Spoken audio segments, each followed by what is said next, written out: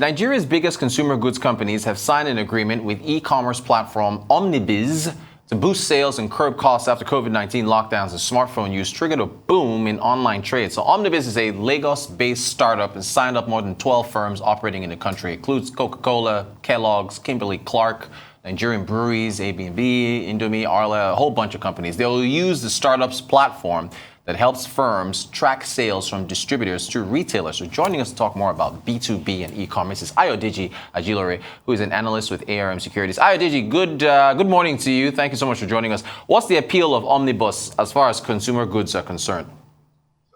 Yeah. Omnibiz. I keep saying Omnibus. I'm sorry. Omnibiz. Go ahead, please. Good morning, Lotus. Pretty much, like I've always said, the appeal for these particular businesses that have surfaced in the last 4 to 5 years now, is basically the fact that they offer smart services, right? Speaking of smart services, I speak of smart services in the sense of perhaps creating an environment, perhaps a more automated environment for the movement of goods from these manufacturers to the eventual retailers. And one other part of the conversation is the fact that they also have warehouses in almost every state and town of the federation, in such a way that they are able to reach those places that would have otherwise been difficult for these producers to reach.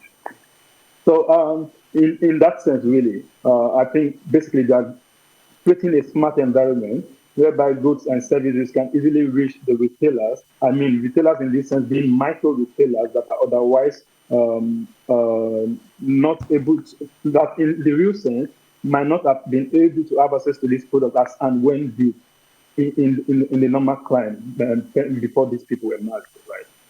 So don't the consumer goods companies have their own distribution channels? Can't they set up their own platforms as far as trying to get this done?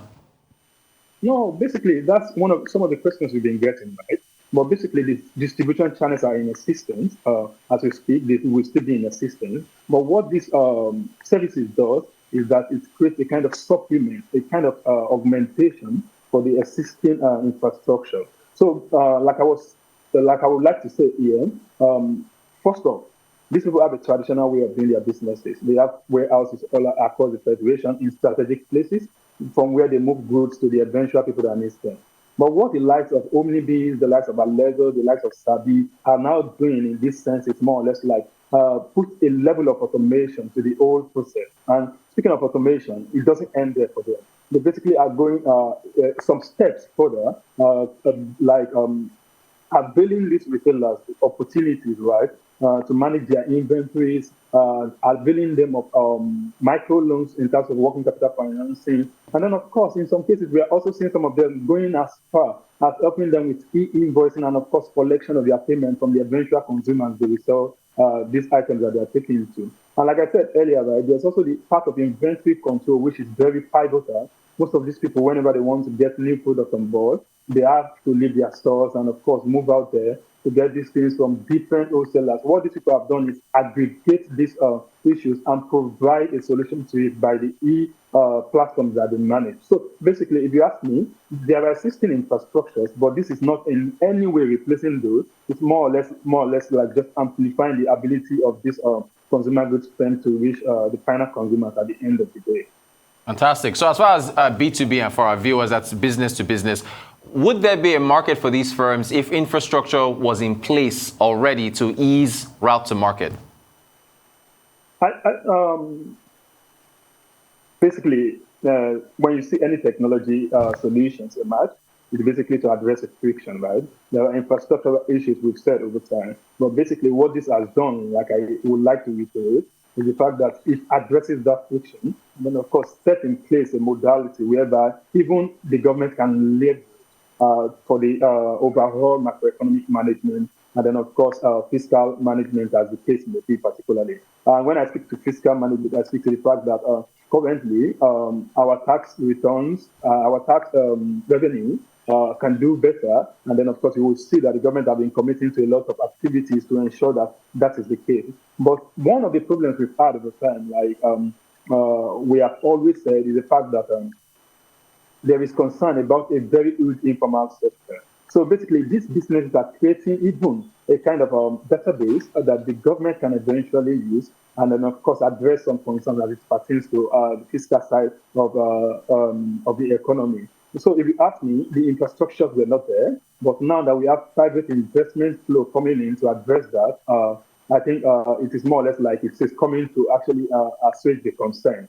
And to add, which is a point which I think is also very relevant, is the fact that these businesses, right, they are really driving inflow of capital. But the concern is that some of them are not necessarily just a Nigerian firm.